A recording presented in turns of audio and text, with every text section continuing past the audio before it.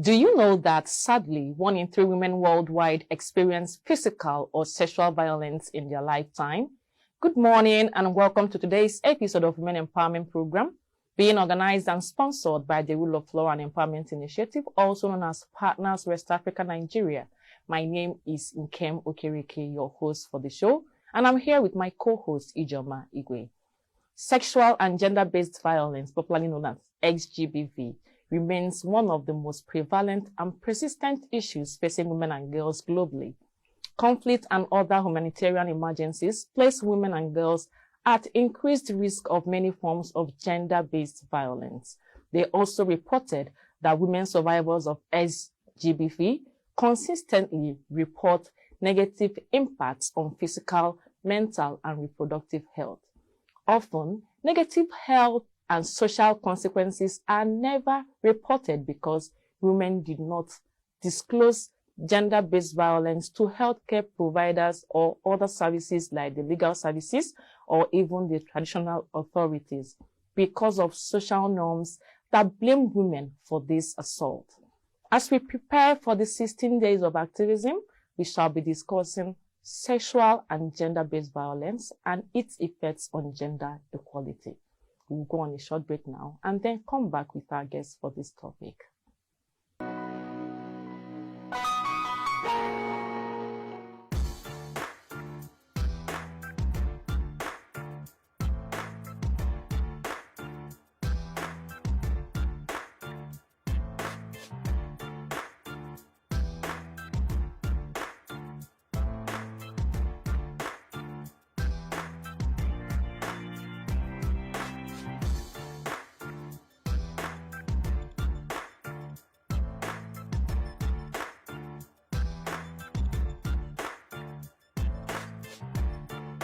Good morning and welcome back to the show. To discuss the topic with us today, SGBV and gender inequality, with us today is a senior investigation officer with the National Human Rights Commission Nigeria, seconded to Gender Mobile Initiative. She currently serves as program coordinator at Gender Mobile Initiative. She drives survivor-centered service delivery programming that provides emergency response services such as hands-on trauma counseling services, legal aid, and other referral services on a need basis to survivors of sexual and gender-based violence. Please welcome with us this morning, Ms. Eno Ekpo. Good morning, Ms. Eno, and you're welcome to the show. Good morning, Ms. Eno. Good morning. Welcome to the program. In your opinion, what does sexual and gender-based violence mean to you? Thank you very much. Like was said at the beginning, sexual and gender-based violence are issues that women and girls are still grappling with and are still being affected by. What I understand by sexual and gender-based violence, all right, first of all, I feel like it's important for us to understand it as serious human rights violations that are deeply rooted in what we understand as abuse of power. Okay. They are deeply rooted in issues around harmful social norms and also, very importantly, gender inequality. But in terms of what gender-based violence is, right, so these are acts against a person that in one way or the other may result or do result in physical harm, sexual, psychosocial, and economic harm. And while we understand that gender-based violence, anyone can experience it, you know, like you said at the beginning, at least 1 out of 3 women are in one way or the other likely going to experience gender-based violence in their lifetime. Yeah. So there is this thing that sexual and gender-based violence, yes, it's happening to someone because of gender. Mm-hmm. But then another thing again is it happens to women and it also happens to men. Mm-hmm. Yes, even though we are talking about women, but can you just speak a little about how it affects men? How sexual and gender-based violence affects men. Yeah. It's difficult to talk about it without also saying that they occur within and across gender lines. That's basically what you're trying to say, which is the reality, because the same way men and women can perpetrate gender-based violence, the same way it can also be to the same sex or an opposite sex. But how men are affected by it, we start to understand it from issues around gender discrimination, gender stereotypes, and how that in some way or the other puts men in a position where, if you look at issues around some men who grew up and are told you need to be a boy, you need to assert yourself, you need to understand that women are less than you. Automatically, there's that understanding. And so for some individuals, they then become perpetrators of violence. Or for some others, where their normal traits are not such that they are able to be assertive, be dominant, those individuals then take a back seat and then are more subservient individuals. And for them, you find them being in situations where we do have situations where there are women who actually violate the rights of men. There's battery, there's psychosocial violence, there's verbal abuse. And how that affects men is different, and how they also respond to it is different. But what I'll say is that in our understanding of how men are impacted by sexual-based violence, we need to take it back to how they are groomed from the onset, because this affects their growing up and the kind of experiences they have, and how that shapes their relations with women. Thank you very much. So having said that, so we are going to focus on violence against women and girls. Yes. Sexual and gender-based violence against women and girls. And we would want to understand from you, because we keep hearing there are forms of violence, and you have said physical and psychosocial. So I would want you to elaborate more on that, and also give us like an insight of what can cause violence. All right. So to begin with, gender-based violence can occur in public spaces and in private spaces. I mean, we understand that, of course. There are certain acts of violence that you would see happen more in public places, and there's some that happen in private spaces. But in terms of the forms, like I said, there are sexual forms, there are physical forms, psychosocial, and socioeconomic. And then there are different types that cut across these different forms of sexual and gender-based violence. These include rape, domestic violence, child marriage, forced marriage, issues around sex trafficking, sexual harassment, battery, bullying, so there are different, and of course there are harmful practices that we still have in our societies today that in one way or the other takes forms of violence against women and girls. So when we look at the causes of sexual and gender-based violence, I think I'll first start with patriarchy, because patriarchy is one of the issues that we still understand to be very pervasive in our society today, and even in Nigeria. And we look at it from the angle of it being a social system where there's a male dominance, there's a male-centeredness, there's understanding that men are the ones who are ideally supposed to be in leadership positions, who are ideally the ones who are supposed to be seen as decision makers in the society. And what that does is that it then puts female at the disadvantage. Female then becomes subjugated in terms of being marginalized. And patriarchy is in those kinds of societies, women are unable to thrive because it's assumed that women then take a backseat.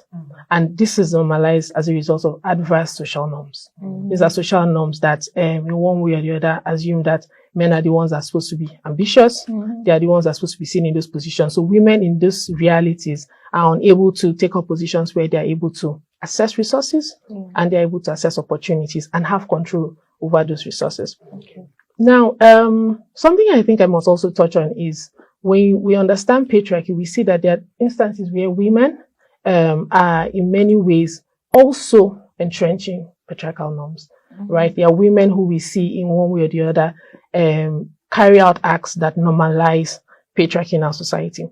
We see young women, and this may be women from an older generation, where they grew up it being normal that men in one way or the other are allowed to get away with certain things, But then we also see that there is even also a younger generation of women who are growing up and have seen that being normalized in society and have accepted that as status quo. So it's important for us to also understand that while patriarchy is real in societies, even within the population of we women who are disproportionately affected by patriarchy, by the realities in our societies, there are women who are normalizing these acts. And so we need to call it for what it is. And that is a serious cause of sexual and gender-based violence. And I think the second one will also be gender discrimination. And we understand that these are unfair acts. These are unfair treatment of individuals based on you're a man or you're a woman, as opposed to what are you capable of? What can you do? What are your skill sets? Opportunities are given to certain individuals just because they're a particular gender type, as opposed to what can you offer? Now, the question then goes back to, in normalizing this gender discrimination, we need to look at it from the angle of, for instance, we look at male child preference, Yes, which is still a reality in quite a number of our societies today.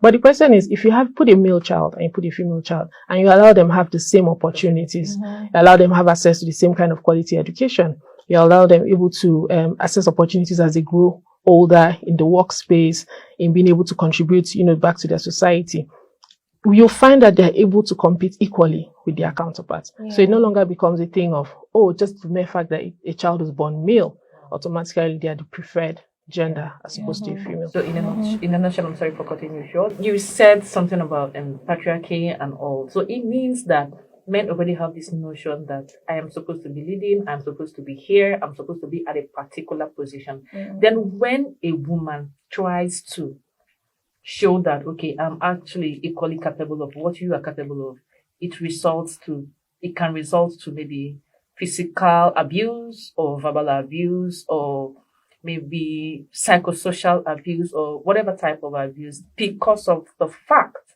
that it's a woman trying to speak up.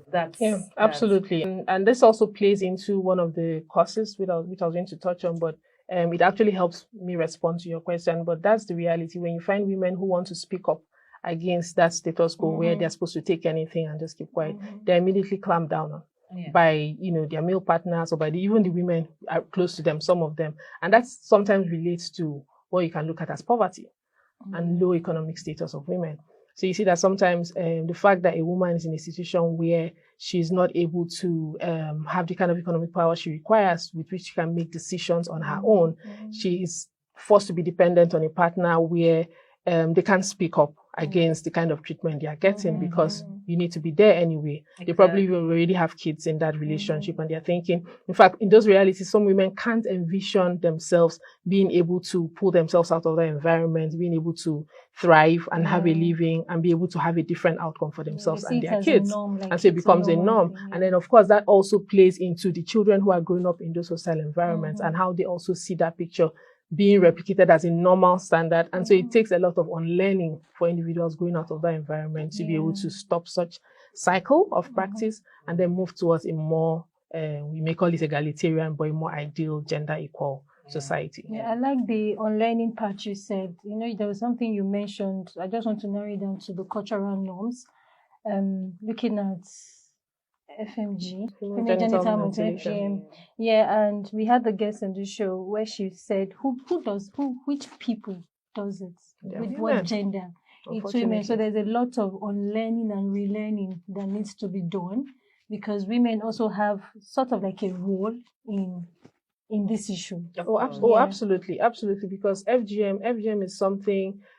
There's been so many programming. There's been so much programming, by actors within the development space to try and address FGM. But it's still an issue that is still knee-deep, still very deep in our cultural practices. And in these societies, when you go and speak with the individuals who carry out this thing, they tell you that it's normal, that they're helping the women, that for them, that is helping the woman to curb their desires or to make sure that they are better ready for when they want to get into their reproductive age. Some even tell you, because I've done it, I've experienced it, there's nothing to it. But then statistics are showing us the very serious harmful effects in terms of the sexual and reproductive health rights of these individuals. Many of them grow up traumatized. And when they even come into relationships with their partners, they are struggling to have a very viable sexual life. And then for even beyond those people, by the time they even want to now have kids, they're struggling with fistula, they're struggling with many other serious health impacts as a result of an act that was carried out to them in an attempt to be said to be doing good. So of course there still needs to be a lot of programming to address that violence that women are still struggling in a number of our societies today. The numbers are reducing, but not enough is being done. I think more can still be done on FGM in Nigeria. So because we are discussing women empowerment, I would always channel our topics to how it affects empowerment of women. So I will now ask you, how does SGBV affect the empowerment of women? By SGBV, I mean violence against women. Yes. So first of all, I would say that usually it's easy to see that women are the ones who are the ones immediately impacted negatively by violence against women.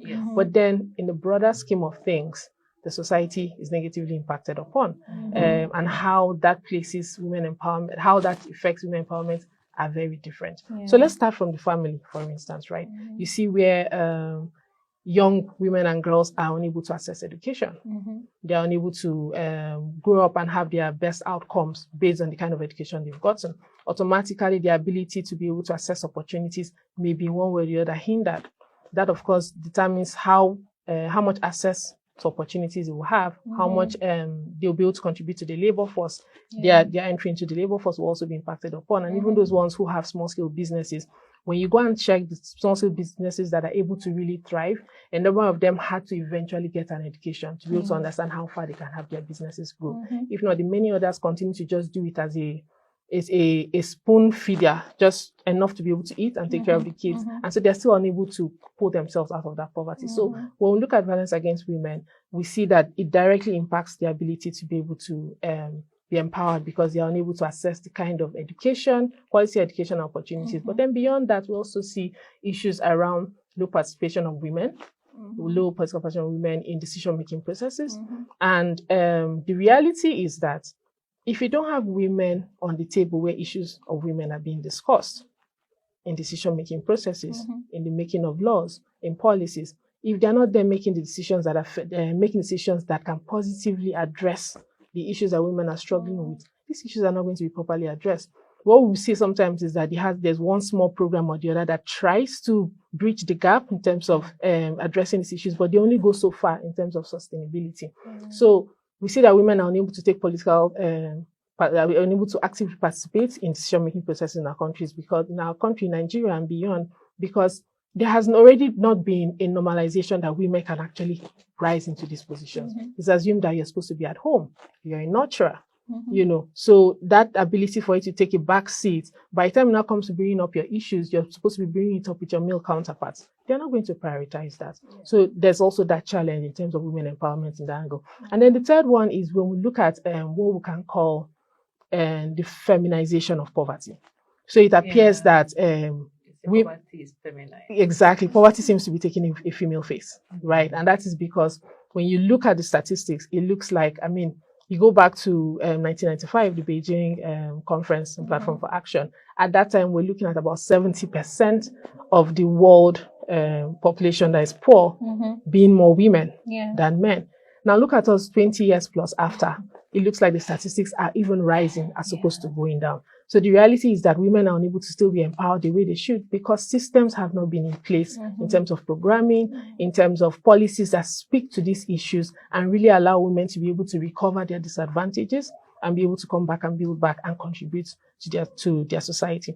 And what that also does in terms of that affecting women empowerment is that the country also suffers, the society also suffers, because that becomes a huge human resource that the country is unable to tap from their wealth, from the resources they can give back to the country. So the country is still going to suffer, or societies of such realities where women are not properly empowered, they are not able to adequately benefit from their women folk in the society because they are not able to be empowered, and so automatically development is set back in those regions. And we're looking at achieving sustainable development goals. How far are we able to do that if we're still grappling with violence against women, and how that directly affects women empowerment? Wow, thank you for the explanation. So you've been able to tell us how it affects women empowerment. The next question will be, how does SGBV affect gender equality? All right, thank you for that question. I mean, today, it seems that actions being taken by actors, it seems that the reality is that sexual and gender-based violence issues seems to kind of still be emerging and evolving almost at the same parallel level, almost at the same parallel scale to actions that are being taken by actors to try and address them, to try and bring an attrition to these cases, to try and achieve gender equality. But what we're seeing is that across these different forms of sexual and gender-based violence that we're still grappling with as a society, there's a need for more concerted efforts around all of these issues, whether you're looking at women empowerment, whether you're looking at bringing in more girls into the schooling environment, whether you're looking at access to sexual and reproductive healthcare services. All of these issues in one way or the other undermine achieving gender equality. And what that then requires is that we then need to be looking at more comprehensive approaches to development programming in the way that addresses specific issues that, I mean, when we talk about gender equality, we're talking about not just women, we're talking about women and men, we're talking about boys and girls, but of course, there's also the disproportionate effect that over time sexual and gender-based violence has had on women and girls. But it's important that comprehensive approaches are adopted by actors, at subnational levels, at national levels, so that they really speak to the issues that within these different environments, what are the realities for the women in certain communities? What are the realities of girls in certain communities? How can development programs speak to those issues? Not a rubber stamp, you take one and then you do the same thing everywhere. Because when you go to this community and you actively bring in the beneficiaries, bring in these women and girls, bring in these boys and girls into understanding what their issues are and how best can programs fix those issues. Once you come from a place of understanding the experiences of survivors and victims, it's easily able to meet the issues more broadly. And then most importantly, it's able to provide the kind of response it requires, especially for survivors, because of the multifarious kinds of effects that they have from sexual and gender-based violence. Yeah, so it's not a one-size-fits-all kind No, absolutely. It has to be context specific. Programming has to be context specific if we want to get the results we want for gender equality. Thank you very much for that. I hope you're enjoying this program with us. So go on a short break and then come back to continue this conversation.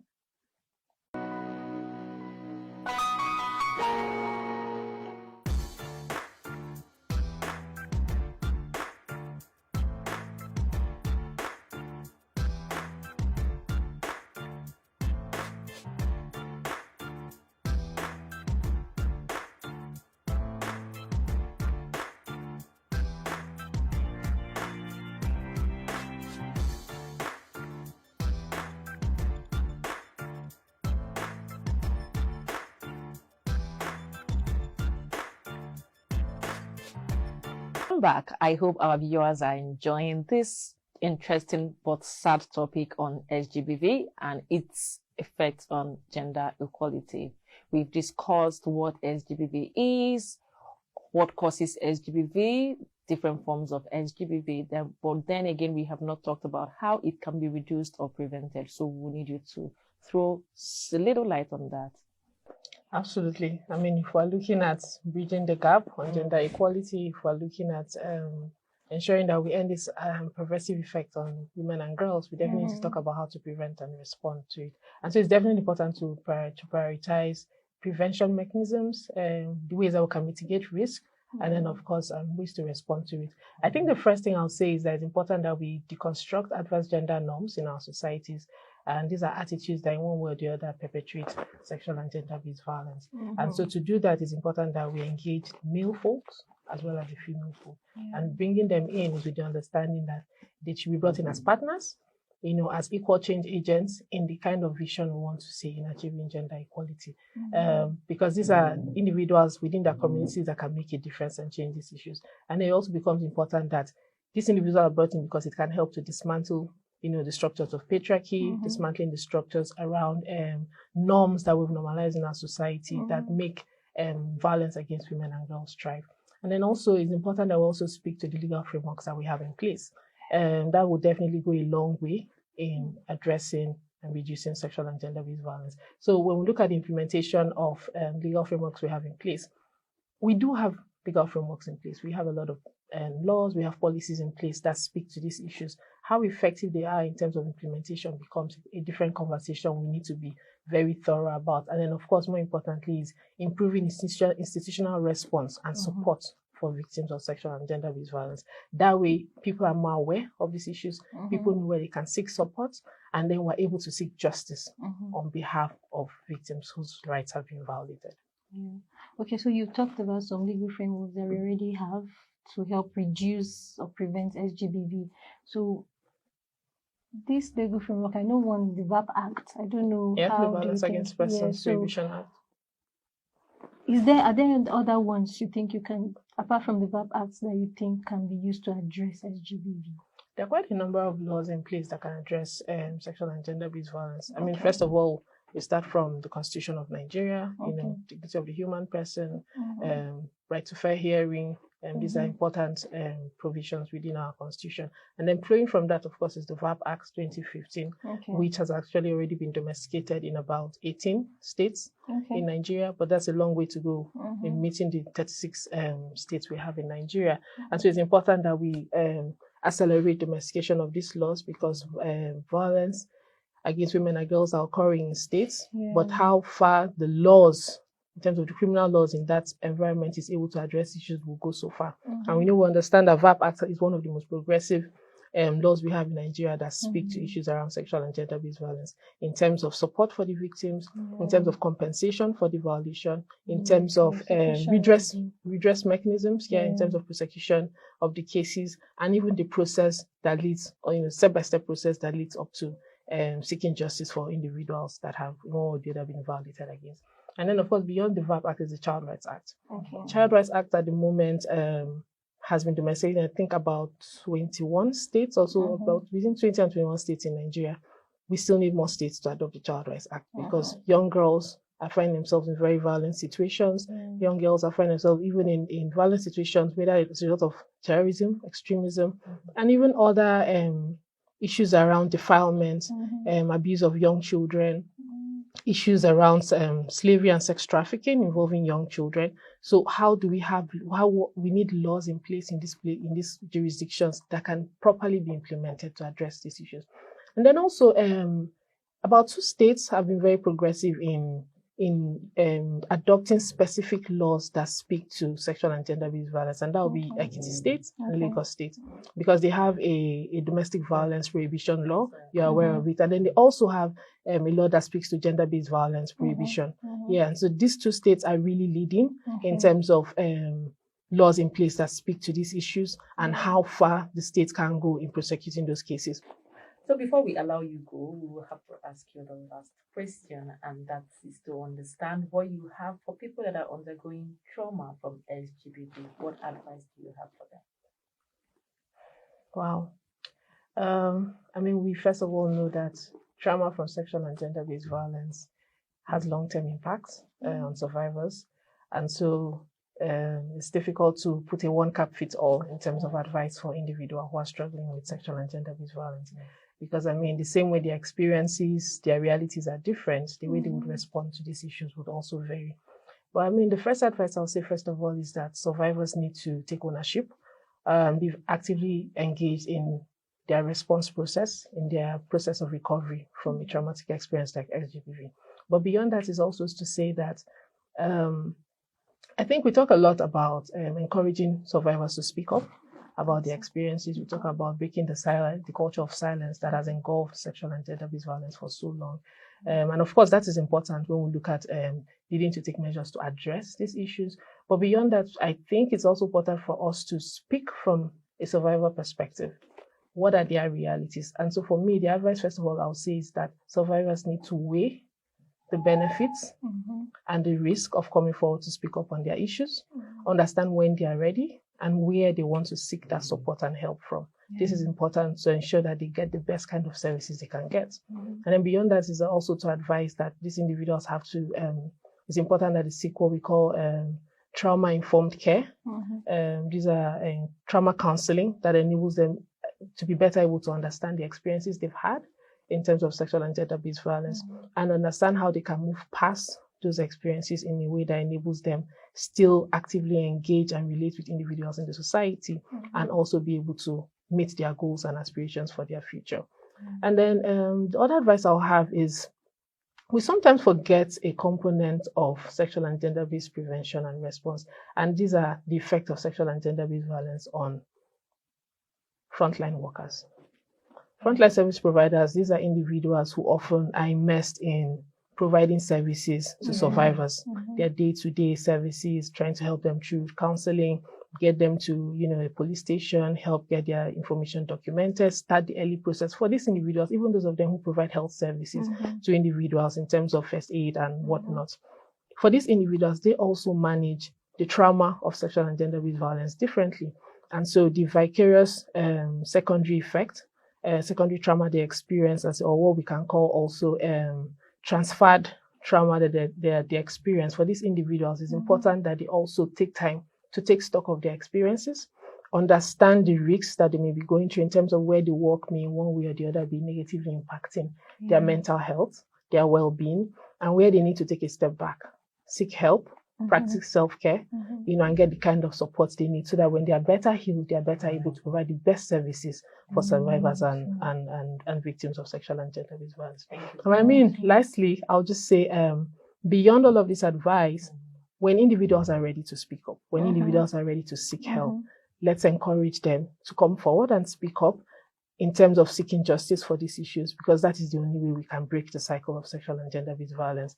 Thank you very much, Ms. Eno Ekpo, for this wonderful insight on sexual and gender-based violence and its effects on gender equality. And thank you, our viewers, for taking our time today to watch this episode. Now we have seen what sexual and gender-based violence is, what causes it, and how it can be prevented to some extent. Join us again next week, Friday at 11 a.m. as we discuss another interesting topic still on women empowerment. For now, I will say have a wonderful weekend. Bye.